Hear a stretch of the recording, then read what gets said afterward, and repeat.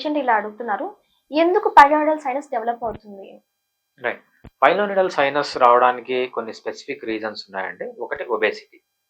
ఎక్కువగా ఒబేస్‌గా ఉంటే బటక్స్ అనేవి లావుగా ఉండడం వల్ల ఆ బటక్స్ పైన ఉన్న స్కిన్ ఏమవుతుందంటే స్ట్రెచ్ అవుతుంది. ఎప్పుడైతే స్ట్రెచ్ అవుతుందో స్వెట్ పోర్స్ ఓపెన్ అవుతాయి. ఎప్పుడైతే స్వెట్ పోర్స్ ఓపెన్ అవుతాయో ఈజీగా దాంట్లో డస్ట్, ఎయిర్, ఇన్ఫెక్షన్ అన్నీ పోయి అక్కడ పస్ ఫార్మ్ కావడం, బ్లడ్ ఫార్మ్ కావడం జరుగుతుందనమాట. నంబర్ 1 రీజన్ వచ్చి ఒబేసిటీ.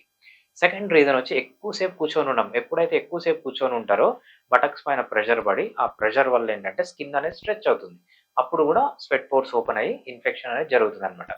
ఇంకోటి కామన్‌గా మనం ఎవరికి చూస్తామంటే ఎవరైతే ఫ్రీక్వెంట్‌గా ట్రావెల్ చేస్తుంటారో బస్‌లో గాని, కార్‌లో గాని ఎస్పెషల్లీ టూ వీలర్‌లో ట్రావెల్ చేసే వాళ్ళకి ఎక్కువ బంప్స్ ఉంటాయన్నమాట. ఎక్కువ బంప్స్ ఉన్నప్పుడంతా ఎప్పుడైతే ఆ బంప్స్ వల్ల స్కిన్ అనేది షార్ట్ పీరియడ్ ఆఫ్ టైమ్‌కి స్ట్రెచ్ అవుతుంది. స్ట్రెచ్ అయినప్పుడు ఏంటంటే ఈజీగా లోపలికి డస్ట్ గాని, హెయిర్ గాని, టిష్యూ పేపర్.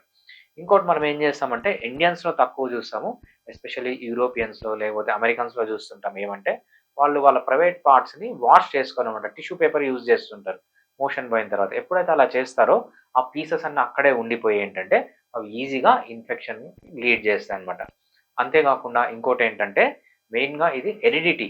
సో, వీళ్ళ ఫ్యామిలీలో ఎవరికన్నా ఉంటే వీళ్ళకి గూడా వచ్చే ఛాన్స్ ఎక్కువగా ఉంటుంది. ఇంకో ఇంపార్టెంట్ రీజన్ మనం చూసేదేంటంటే హాట్ అండ్ వెట్ క్లైమేట్.